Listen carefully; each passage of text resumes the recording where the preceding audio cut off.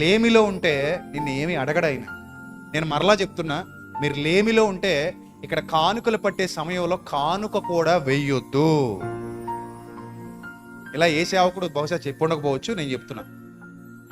ఇది దేవుని పని కదా అని మీ దగ్గరికి కానుకల సంచి వచ్చినప్పుడు మీ సామర్థ్యం కొలది కానుక వేయమన్నాడు, మీ సామర్థ్యం కొలది దేవునికి ఇవ్వమన్నాడు, మీ కలిమిలో నుండి కృతజ్ఞతగా దేవుడికి ఇవ్వమన్నాడు. ఎందుకంటే తండ్రి, నేను కలిగిన సమస్తము నీ వలనే కలిగి ఉన్నాను, సువార్త ప్రకటించవలసిన భారం నా మీద కూడా ఉంది, గనుక నా సంపాదనలో నుండి శ్రేష్ఠ భాగాన్ని నీ సన్నిధిలో ఇస్తున్నాను, నీ సేవకు ఇస్తున్నాను. ఇది మన విధి. కానీ నువ్వు లేమిలో ఉంటే అలా కూడా ఇవ్వద్దు.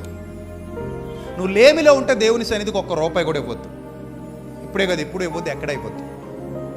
కానీ చాలామంది ఏం చెప్తారో తెలుసా, నువ్వు అప్పుల్లో ఉన్నా దేవుడికి ఇచ్చేయి, అప్పుడు దేవుడు నిన్ను ఏం చేస్తాడు, ఆశీర్వదిస్తాడు, నీ మొహం ఆశీర్వదిస్తాడు. అప్పుల్లో ఉన్నా ఇస్తే ఇంకా పెద్ద అప్పు అవుద్ది.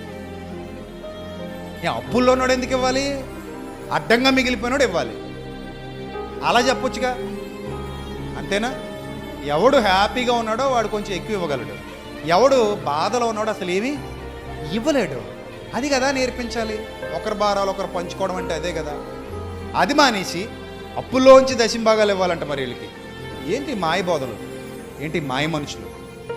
ధనాపేక్ష సమస్తమైన కీడులకు మూలం. సేవకుడు ఆ బాట పట్టాడంటే వాడి గొయ్యి వాడు తవ్వుకున్నట్టే. దేవుడు వాడికి విధించబోయే శిక్ష చాలా ప్రమాదకరంగా ఉంటుంది, చాలా భయంకరంగా ఉంటుంది.